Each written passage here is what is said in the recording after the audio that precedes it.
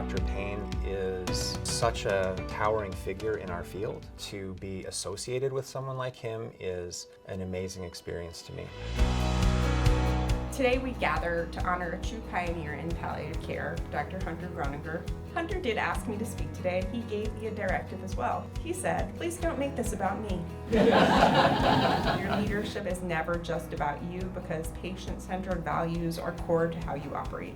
So much of aligning patient goals with what's happening with their body and what medicine can and cannot offer really hinges on the right word choice and the right language skills to be able to connect to them, working with some of the fantastic heart failure specialists on how they communicate to their patients. A phrase many of them would frequently use, and I think with the best of intentions, was that a particular drug or a particular intervention that wasn't working, they would often describe that the patient is failing the intervention.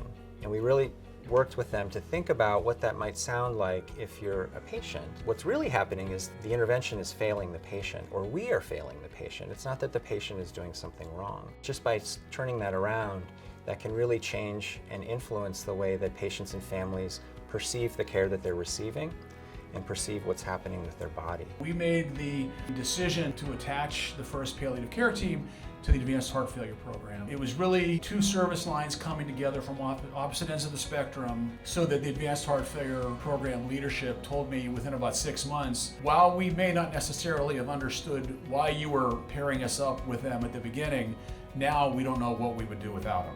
That clinical service made a choice to use the language with their patients and families that palliative care is what you get when we are part of your care. And so let me introduce you to our colleagues right at the very beginning. And we decided to test whether this would really validate and reassure palliative care as part of heart failure care. And it did.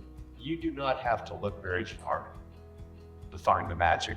And Hunter, take care of the wealthiest people in Washington, D.C., and you take care of the poorest people. He would rather take care of people from the poorest parts of the entire city. And this award is wrapped around that. It recognizes that.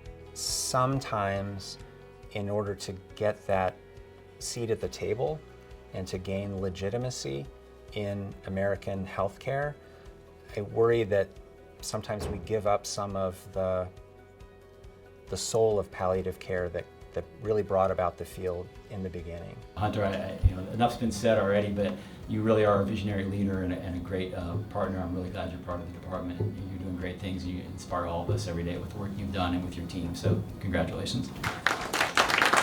The award is actually a reflection of the many, this unbelievably talented and skillful interdisciplinary team, and all of those who have played critical supporting roles as we have grown this mission-driven service. We still have much work to do to serve our communities, so let's go do it.